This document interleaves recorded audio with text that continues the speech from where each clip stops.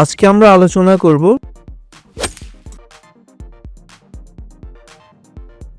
Tools panel নিয়ে। Tools panel মূলত by default এই জায়গাটা থাকে। এটা অনেক সময় লম্বালম্বি ভাবে থাকে, অনেক সময় পাশাপাশি অবস্থান করে। এটা ডিপেন্ড করে আপনি এটাকে কোন সাইজে রাখছেন। একটু বড় করে দিলে টুলসগুলো একটু কাছাকাছি চলে আসে। আচ্ছা, এটা যদি আপনি এখানে না পান তাহলে আপনি উইন্ডোতে যাবেন, সেখানে এই যে টুলস, সেখান থেকে এই যে উইন্ডোজ টুলসে যাবেন, সেখান থেকে আপনি এটা পেয়ে যাবেন। আচ্ছা, আমরা এখন আজকে জানবো টুলস প্যানেলে কি কি টুলস থাকে, এই টুলসগুলোর কাজ, সেগুলোর বিস্তারিত দেখব। এই জন্য আপনারা পুরো ভিডিওটা দেখবেন, ঠিক আছে? তো এখানে প্রত্যেকটা টুলের অ্যাডভান্টেজ ডিসঅ্যাডভান্টেজ গুলো পার্থক্য সহ আপনাদের দেখিয়ে দেওয়া হবে। আর যারা আগের ভিডিওগুলো দেখেননি তারা অবশ্যই সেটা প্লেলিস্ট থেকে দেখে নেবেন, যেহেতু এটা একটা সিরিজ টিউটোরিয়াল। তো আর আগের ভিডিও লিঙ্কস অবশ্যই এই ভিডিও ডেসক্রিপশনে দিয়ে দেওয়া থাকবে। তো আমরা আসি প্রথমে বিভিন্ন টুলসের আলোচনা নিয়ে। আর এখানে যদি আপনাদের কোনো কমেন্টস থাকে বা কোনো রকম ইনফরমেশন করার থাকে, সেগুলো অবশ্যই আমরা কমেন্টস করে আমাদেরকে কমেন্টস করে জানিয়ে দিবেন। আর ভালো লাগলে অবশ্যই শেয়ার করবেন। আচ্ছা, welcome to IT Guru. IT গুরুতে স্বাগতম।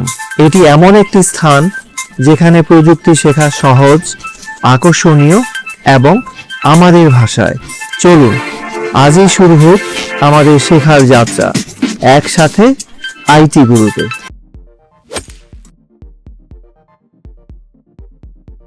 তো প্রথমে আসি সিলেকশনস টুল। এই সিলেকশনস টুলটা হচ্ছে মূলত সিলেক্ট এবং মুভ করার কাজে ব্যবহার হয়। যেমন ধরুন আমি এই যে একটা ক্লিপকে এখানে সিলেক্ট করছি, প্লাস আমি এটা দিয়ে এটাকে মুভ করাতে পারছি। এই যে ডানে বায়ে ইচ্ছা মতো আমরা মুভ করাতে পারছি। ইভেন আমরা চাইলে এটাকে উপর নিচেও মুভ করাতে পারি। এই যে এটাকে যদি আমি একটু উপরে তুলি, যেমন উপরে মুভ হয়ে গেল। ওকে, আচ্ছা,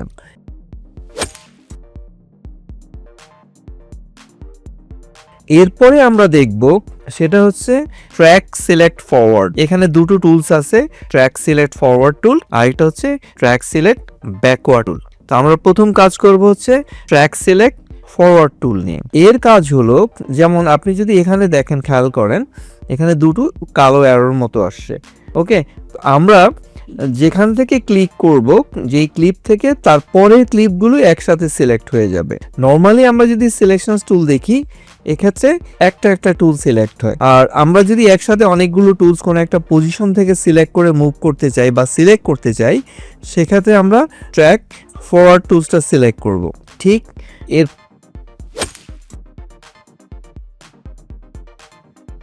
পরে যেটা আসছে ট্র্যাক ব্যাকওয়ার্ড সিলেকশন বা ট্র্যাক সিলেকশন ব্যাকওয়ার্ড। যেমন আপনি এখান থেকে করেছেন বা এখান থেকে যেই পজিশন থেকে ক্লিক করেন না কেন, তার ব্যাকওয়ার্ড পয়েন্টারগুলো একসাথে সিলেক্ট হয়ে যাবে। আচ্ছা, তো এটাকে আমি যদি শিফট চেপে প্রেস করি তাহলে সে একটা ক্লিপ সিলেক্ট করবে। আমি আবার বাইরে ক্লিক করি, যেমন ধরুন আমি যদি শিফট চেপে এই যে ট্র্যাক ব্যাকওয়ার্ডটা করি, এখন কিন্তু দুটো অ্যারো, শিফট চেপে ধরলে একটা অ্যারো আসবে, তখন আমার একটা অংশ সিলেক্ট হবে। ঠিক আছে, যেমন ধরুন আমি এটাকে বাইরে ক্লিক করে ডিসিলেক্ট করে ফেললাম। আবারও দেখাচ্ছি ট্র্যাক সিলেক্ট ব্যাকওয়ার্ড। আপনি যদি শিফট প্রেস করে ধরেন তাহলে আপনি এটার সাথে আমার এটা লিঙ্ক করা, হ্যাঁ, যার জন্য দুটো আপনি দেখছেন।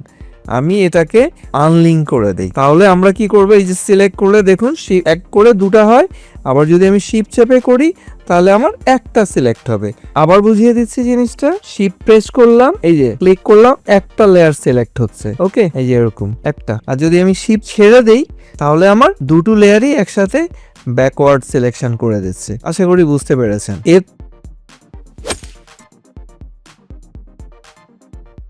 পরে আমরা যেটা দেখব সেটা হচ্ছে রিপল এডিট। এই রিপল এডিটটার কাজটা হচ্ছে, ধরুন আপনি এগুলোকে আঁক পিচ করবেন, হ্যাঁ। তো এটা যখন আমি নেই, আমি কোন একটা এডিট লাইনে যখন যাই, আমি এটার পার্থক্যটা একটু আপনাদের বুঝিয়ে দেই। যেমন আমি একটা সিলেকশনসকে এইভাবে আমি আলাদা করলাম। তো আমরা নর্মাল যে সিলেকশন টুলস আছে সেটার কোনো একটা পয়েন্টে, যেমন আমি এদিকে এটাকে নিতে পারবো না বা এটাকে এদিকে নিতে পারবো না, আমরা শুধুমাত্র সিলেকশন টুল দিয়ে এন্ড পয়েন্টে গেলে ওটার আগ পিস করতে পারবো যদি আমাদের ক্লিপের বাকি অংশ থাকে। কিন্তু আমরা যখন রিপল এডিট টুলটা ব্যবহার করব, সেক্ষেত্রে আমরা কি সুবিধা পাই দেখুন, এই যে আপনার একটা ক্লিপ বেড়ে যাচ্ছে টাইম লাইনে, বাট অন্যগুলোকে ওর সেম সাইজে রাখছে, মাঝখান থেকে সে স্পেস ক্রিয়েট করে নিচ্ছে। এই যে আবার এদিকে যখন যাই ঠিক কমে যাচ্ছে। ওকে, মানে আমরা যেই পোর্শনটা ধরি এই পোর্শনটা ধরলে ওটা ওইদিকে মুভ করবে। আর এই দিক থেকে যদি আমরা করি, আমি আবার দেখাচ্ছি জিনিসটা। ধরুন আমি রিপোর্টটা নিলাম, আমি এখানে ধরে যদি ধরুন এই যে এরকম টান দিচ্ছি উল্টা দিকে, তখন ফরওয়ার্ডের দিকে যাবে। আবার যদি ধরেন এই দিক থেকে টান দেই তখন এই দিকে যাবে। এর সুবিধাটা হচ্ছে কোনো একটা ক্লিপকে আপনি বড় করে ফেলছেন, ঠিক আছে, বাকিগুলোর জায়গা নষ্ট না করে। ওকে, এর ভিতরে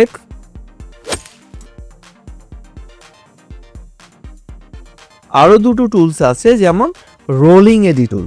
এই রোলিং এডিটের কাজটা কি, ধরুন আমি এই যে এরকম দেখবেন যে দুটো অ্যারোর মতো আসে, আমি যদি এখানে যাই, এটা যেটা করে আগেরটা যেরকম আপনাকে বড় করে ফেলছে, ওগুলোর পজিশন চেঞ্জ করছে, এটা আপনাকে ক্লিপের এই দেখেন উপরে স্ক্রিনে এখানে দুটো স্ক্রিন দেখায়, কোনো একটা অংশকে আগেরটাকে কমিয়ে আগেরটাকে বাড়িয়ে পরেরটাকে সে কমিয়ে দিচ্ছে। এগুলো আমরা সাধারণত এক ক্লিপের সাথে আরেকটা ক্লিপের পজিশন সেট করার ক্ষেত্রে ব্যবহার করি। যেমন এটা কোন পজিশনে এসে শেষ হলো, ঠিক সিমিলার পজিশন থেকে অন্যটা শুরু হবে। মানে আগেরটা যেরকম আমার টাইম লাইনে টাইম বাড়িয়ে দিচ্ছে, এটা কিন্তু টাইম লাইনে বাড়িয়ে দিচ্ছে না। এটা যেটা করছে একটাকে বাড়াচ্ছে আরেকটাকে কমছে, মানে সেম টাইমের মধ্যে জায়গা তৈরি করে নিচ্ছে, মানে একজনকে কমিয়ে আরেকজনকে বাড়িয়ে দিচ্ছে। এটা হচ্ছে আমার এই টুলের কাজ, রোলিং এডিট আছে। এরপরে আরেকটা আছে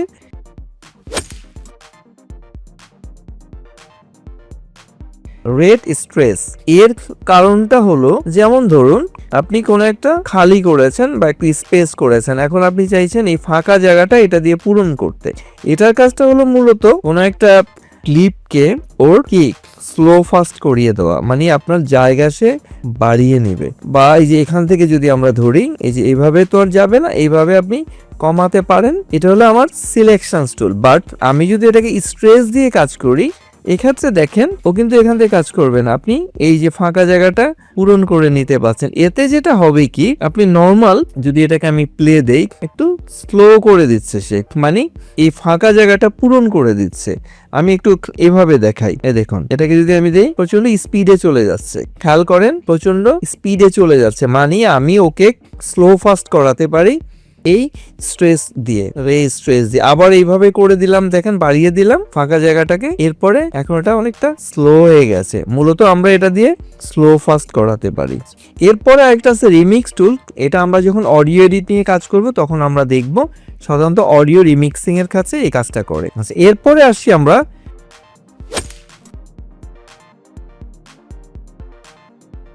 রেজর টুল। এই টুলের কাজ হচ্ছে আপনি আপনার ক্লিপে যে কোনো অংশে একটা কাট দিতে চাচ্ছেন, একটা কাট করবেন। এটা শর্টকাট কি হচ্ছে ভি, জাস্ট এই যে কাট, যে কোনো জায়গায় কাট করে ফেলতে। অনেক সময় আমরা কোন অংশ কেটে ফেলে বাদ দিতে চাচ্ছি, সেক্ষেত্রে আমরা যে কোনো জায়গায় কাট করে ফেলতে পারি। ওকে, আবার ধরুন আমার এখানে 3টা ক্লিপ আছে, ওকে, এরকম 3টা আছে। তো আমি যদি এটাকে শি প্রেস করে করি, তখন দেখবেন এই যে ব্লেডটা ডাবল হয়ে যাচ্ছে, তখন একসাথে সবগুলো লেয়ার কাট হয়ে যাচ্ছে। নর্মালি সে কি করে, এই নর্মালি আমি এখন দেই একটা অংশ কাটতেছে, মাঝখানে কিন্তু কাটেনি, এই যে এই অংশটা কিন্তু কাটেনি।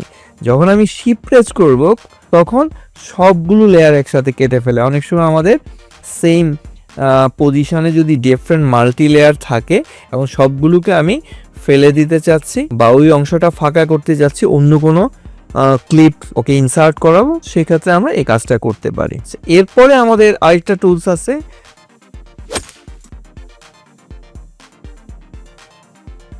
স্লিপ টুল। এর কাজটা হচ্ছে আপনি এই যে এটার পজিশনটা এই যেরকম আগ পিস করতে পারেন, যেমন কোন একটা ক্লিপের মধ্যে কোন অংশটুকু আপনি নিবেন, মানে কোন পজিশন থেকে আপনি নিতে চাচ্ছেন, সেখান থেকে পজিশনটা চেঞ্জ করা যায়। তো আমার এগুলো প্রয়োজন হয় না, আমি যখন এখান থেকে নিয়ে আসি ওটা ওইভাবেই কাট করে নিয়ে আসি। বাট অনেক সময় আমাদের লাগে এই যে ঠিক একটা ক্লিপের মধ্যে কোনো একটা নির্দিষ্ট পজিশনকে আগে করতে পারি, এটা অনেকটা কম্পারিজনের মতো আর কি। এই যে পজিশনটা আমি চেঞ্জ করে দিতে পারি, মানে স্টোরি স্টার্টিংটা যেখান থেকে হলো সেই জায়গাটাকে আমি এই যে এইভাবে পরিবর্তন করিয়ে দিতে পারি, এই যে ঠিক আছে, এটা একটা কেটে ফেলার মতোই। এরপরে আসছে আমাদের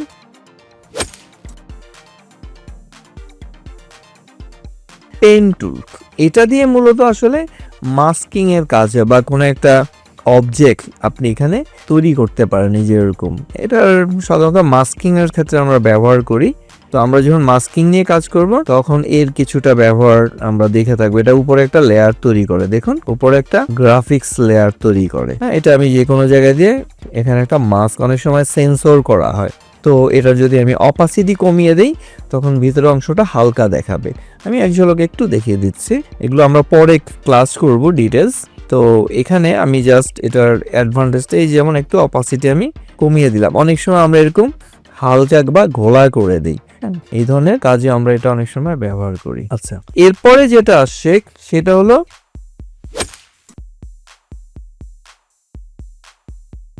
রেক্টেঙ্গেল টুল।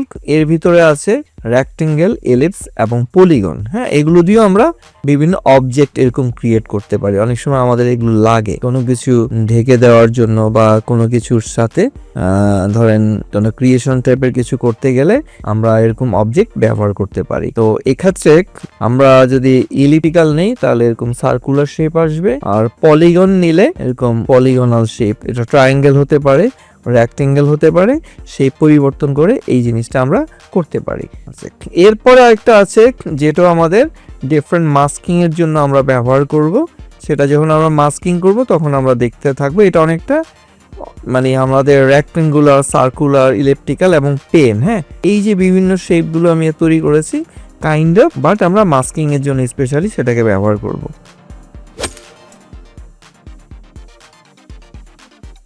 তারপরে আসছে হ্যান্ড টুল। এর কাজ হলো অনেক সময় ক্লিপকে মুভ করা, পজিশনিং করা। যেমন আপনি যদি এটা সাইজ বাড়িয়ে দেন, কোন অংশটা আপনি দেখতে চাইছেন, এইভাবে আমরা পজিশনটা চেঞ্জ করতে পারি।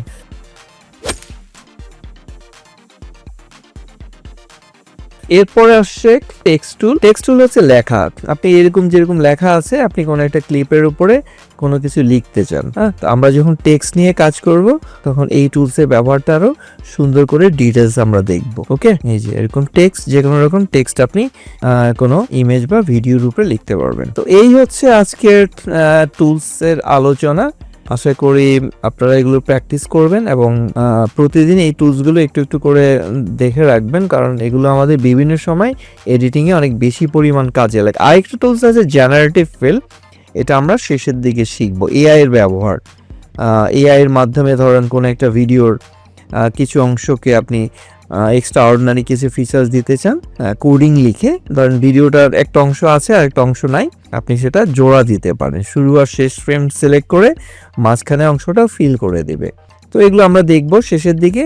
তো আপনারা কেমন লাগলো ভিডিওটি অবশ্যই কমেন্টস করে জানিয়ে দিবেন, আর আপনাদের কোনো এক্সট্রা মতামত থাকলে সেটাও আমাদের জানাতে পারেন। আর ভালো লাগলে অবশ্যই লাইক শেয়ার করবেন। তো আজকে এই পর্যন্তই, সবাই ভালো থাকবেন। শিখতে ভালো লেগেছে? তাহলে একটা লাইক দিন। আপনার একটি লাইক আরো অনেককে সাহায্য করতে পারে। আপনার মতামত, প্রশ্ন বা নিজের টিপস থাকলে কমেন্টে জানাতে ভুলবেন না। আপনার কথা শুনতে আমার ভালো লাগে। যদি আপনি বিশ্বাস করেন যে শেখা মানেই ক্ষমতায়ন, তাহলে সাবস্ক্রাইব করুন এবং বেল আইকনটি অন করে নিন। চলুন এমন একটা ভবিষ্যৎ গড়ি যেখানে প্রযুক্তি সবার জন্য শেখার সুযোগ তৈরি করে। ভিডিওটি শেয়ার করুন এমন কারোর সাথে যে শিখতে চায়। চলুন একসাথে এগিয়ে যাই।